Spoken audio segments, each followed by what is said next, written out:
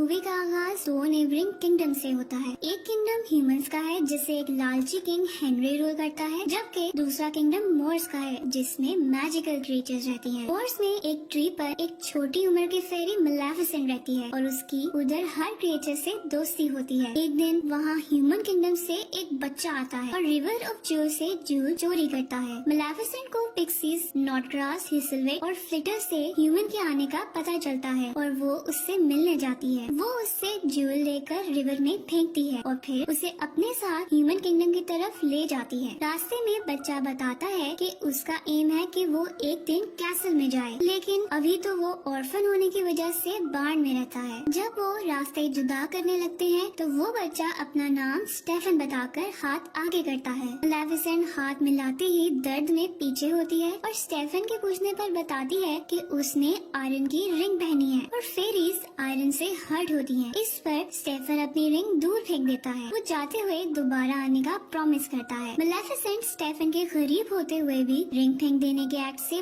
बहुत इम्प्रेस होती है और सारा टाइम उसके बारे में सोचती रहती है। कुछ हफ्तों बाद स्टेफन दोबारा मिलने आता है और फिर वो बार बार आता ही रहता है। वक्त के साथ साथ उनकी दोस्ती प्यार में बदलती जाती है और मलेफिसेंट की 16th बर्थडे पर स्टेफन उसे ट्रू लव किस देता है। उसके बाद वो काफी अरसा पैसे कमाने और एम्बिशंस पूरी करने की वजह से मोर्स नहीं आता, जबकि मलेफिसेंट बड़ी होके एक पावरफुल फेरी बनके मोर्स की हिफाजत करती है। इसी तरह एक दिन लालची किंग हेनरी मोर्स में पावरफुल क्रिएचर का सुनकर उस पर कब्जा करने के लिए अपनी आर्मी लेकर आता है। मलेफिसेंट दूर से आर्मी को देखकर उनके सामने पहुंचती उन्हें वापस मुड़ जाने का कहती है। हेनरी उसका मजाक उड़ाते हुए अपनी आर्मी को उस पर अटैक करने का कहता है, तो मलेफिसेंट ट्री ब्रांचेस यानी कि शाखों से बनी हुई क्रिएचर्स को बुला लेती है। वो आर्मी से लड़ने लग जाते हैं और मलेफिसेंट हेनरी के पास जाती है, लेकिन वो उसे आयरन लगाकर जख्मी करता अपनी आर्मी के साथ कैसल वापस भाग जाता है। कैसल में किंग हेनरी बीमार हुआ बिस्तर पर पड़ जाता है और ऐलान करता है कि जो उसका बदला लेकर मलेफिसेंट को मार देगा वो फ्यूचर किंग और उसकी बेटी का हस्बैंड बनने का हकदार होगा। किंग का ख्याल रखता बड़ा हुआ स्टेफन भी ये सुन लेता है। स्टेफन मलेफिसेंट से मिलने जाता है और दोनों गुजरे वक्त की बातें करते हैं। बातों ही बातों में स्टेफन मलेफिसेंट को पानी देता है, जिसे पीकर मलेफिसेंट बेहोश होकर सो जाती है। उसके सोने का यकीन करके स्टेफन उसे डैगर से मारने लगता है, लेकिन उसकी हिम्मत नहीं होती। फिर वो मलेफिसेंट के विंग्स देख के कुछ सोचता अपनी आयरन चीज निकालता है। नेक्स्ट सीन में हम सुबह होने पर देखते हैं कि मलेफिसेंट दर्द में उठती है और देखती है कि उसके विंग्स ही नहीं है। वो दर्द में चिल्लाती रहती है और छुपा हुआ स्टेफन उसकी चीखें सुनने के बावजूद विंग्स लेकर कैसल चला जाता है। वो किंग के सामने विंग्स पेश करके मलेफिसेंट को मारने का दावा करता है, जिस पर किंग उससे बहुत खुश होता है। उधर उड़ती फिरती मलेफिसेंट अपने विंग्स ना होने की वजह से अब चलने पर मजबूर हो चुकी है। एक फेरी के लिए उसकी विंग्स बहुत जरूरी है, इसलिए मलेफिसेंट स्टेफन के धोखे और विंग्स के ना होने पर अभी तक गम में है। एक दिन यूं ही चलते हुए उसे एक ह्यूमन एक कौवे का शिकार करता दिखता है और वो क्रो को अपने मैजिक से इंसान में बदल देती है। ऐसा होता देखकर इंसान भाग जाता है। वो क्रो अपना नाम डेविल बताता है और मलेफिसेंट की जान बचाने की वजह से उसका सर्वेंट बन जाता है। मलेफिसेंट उसे ह्यूमन किंगडम खबर लेने भेजती है, तो वो वापस आकर बताता है कि स्टेफन किंग की बेटी से शादी करवाकर किंग बन गया है। इस बिट्रेयल पर मलेफिसेंट दिल बर्दाश्ता होती मोर्स को डार्क किंगडम में बदलकर सब क्रिएचर्स पर रूल करने लग जाती है। कुछ वक्त गुजरता है और एक दिन डेविल मलेफिसेंट को आकर बताता है कि स्टेफन की बेटी पैदा हुई है, जिसकी सेलिब्रेशन रखी गई है। सेलिब्रेशन में स्टेफन अपनी क्वीन के साथ थ्रोन पर बैठा होता है जब वही 3 पिक्सीज आती हैं। वो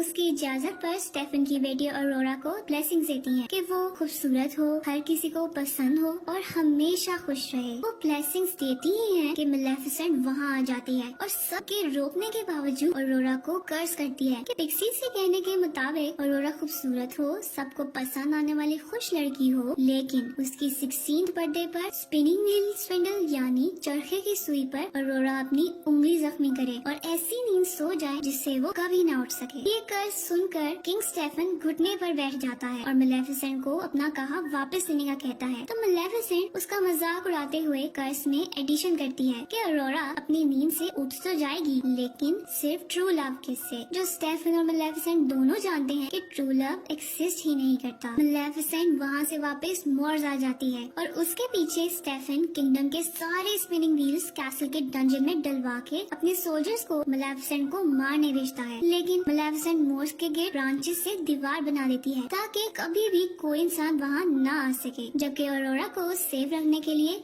स्टेफन उसे पिक्सीज के साथ उसकी 16th बर्थडे तक छुपाए रखने का कहकर फॉरेस्ट के एक कॉटेज में भेज देता है। पिक्सीज बच्चे के लिए ह्यूमन फॉर्म में तो आ जाती हैं, लेकिन उन्हें उसका ख्याल रखने का कुछ भी पता नहीं होता।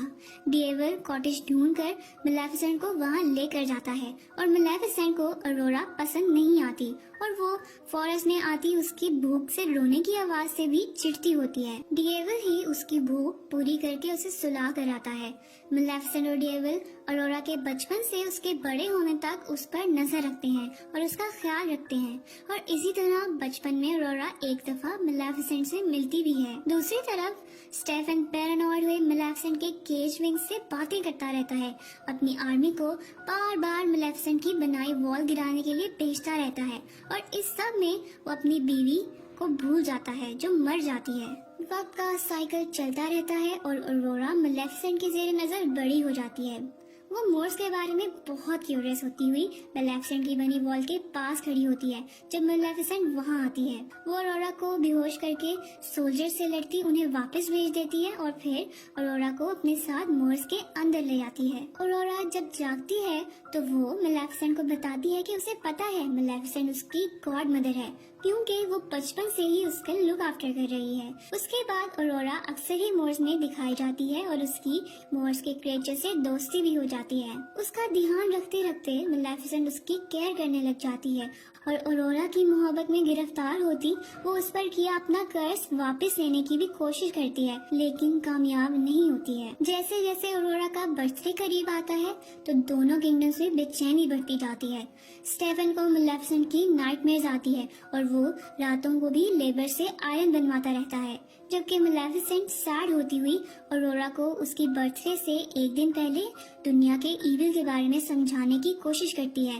तो ऑरोरा अपनी बर्थडे के बाद मेलेफिसेंट के पास मोर्स में ही रहने की ख्वाहिश जाहिर करती है और ये डिसीजन पिक्सीज यानी अपनी आंटीज को बताने ऑरोरा घर की तरफ निकल जाती है। उधर ही राह भटके हुए प्रिंस फिलिप ऑरोरा से मिलता है।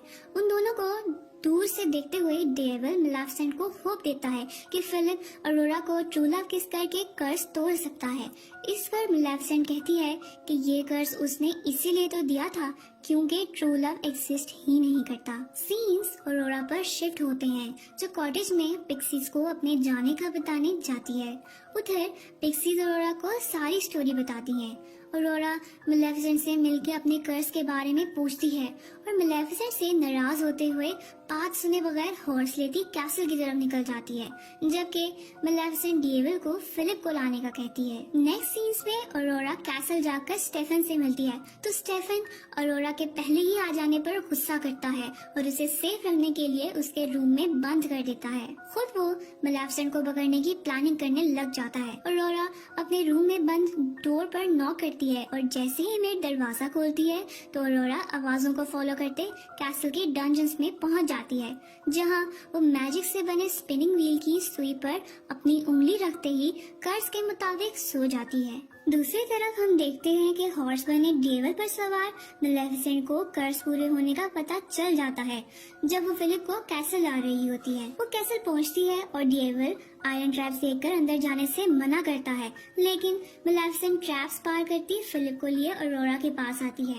ऑरोरा के रूम में मौजूद पिक्सीज फिलिप को ऑरोरा को ट्रू लव किस करने का कहते हैं। फिलिप उनकी बात मानते हुए किस करता है, लेकिन ऑरोरा जागती नहीं है। पिक्सीज उसे लेकर रूम से बाहर जाती हैं, तो मेलेफिसेंट आंखों में आंसू लिए ऑरोरा से माफी मांगती उसके फोरहेड पर किस करती है। इधर आता है प्लॉट में ट्विस्ट और हम देखते हैं कि मेलेफिसेंट के ट्रू मदरली लव की वजह से ऑरोरा जाग जाती है। वो एक दूसरे को देखकर खुश होते हैं, जबकि कैसल की दूसरी तरफ स्टेफन को मेलेफिसेंट के कैसल के अंदर होने का बताया जाता है। मेलेफिसेंट ऑरोरा को मोर्स ले जाने के लिए कैसल के हॉल तक पहुंचती ही है तो उस पर आयरन चेन्स फेंककर उसे कमजोर कर दिया जाता है। अरोरा को गार्ड्स आगे बढ़ने नहीं देते और अपने बचाव के लिए मेलेफिसेंट डीएवल को ड्रैगन बना देती है। डीएवल सोल्जर्स को गिराकर मेलेफिसेंट से चेन्स हटा देता है, लेकिन गार्ड्स उसे पकड़ लेते हैं और मेलेफिसेंट को आयरन शील्ड में घेर लेते हैं। मेलेफिसेंट ड्रैगन की आग से तबाह होता कैसल देखकर अरोरा को भाग जाने का कहती है और उसके जाते ही आयरन आर्मर में स्टेफन मेलेफिसेंट की तरफ आता है। वो आयरन चेन से उसे दूर फेंककर मारने ही लगता है कि अरोरा के थ्रू केज से आजाद करदा मेलेफिसेंट की विंग्स उससे आके अटैच हो जाती हैं और मेलेफिसेंट फिर से पावरफुल हो जाती है। वो सोल्जर्स को गिराती डीएवल को आजाद करवा देती है और अपने पाँव पर लगी स्टेफन की चेन से उसको घसीटती हुई विंडो तोड़ती कैसल से बाहर ले जाती है। वो कैसल की छत पर स्टेफन को लेकर आती है और अपनी चेन उतारने के बाद उसको मारने लगती है, लेकिन उसकी हिम्मत नहीं हो पाती। वो वापस जाने के लिए मुड़ती ही है कि स्टेफन उस पर हमला करता दोनों को नीचे की तरफ ले जाता है। मेलेफिसेंट अपने विंग्स खोलते हवा में रह जाती है, लेकिन स्टेफन नीचे गिर के मर जाता है। मूवी के लास्ट सीन में हम देखते हैं कि मेलेफिसेंट मोर्स के गिल्ड वॉर्स खत्म कर देती है और मोर्स को उसकी असल हालत पर लाते हुए अरोरा को ह्यूमन किंगडम और मोर्स की यूनिफाइड क्वीन बना देती है। तो मोरल ऑफ द स्टोरी ये था कि ट्रू लव लाजमी नहीं कि लड़का लड़की का ही हो, बल्कि ट्रू लव पेरेंट्स, फ्रेंड्स वगैरह सबका ही हो सकता है।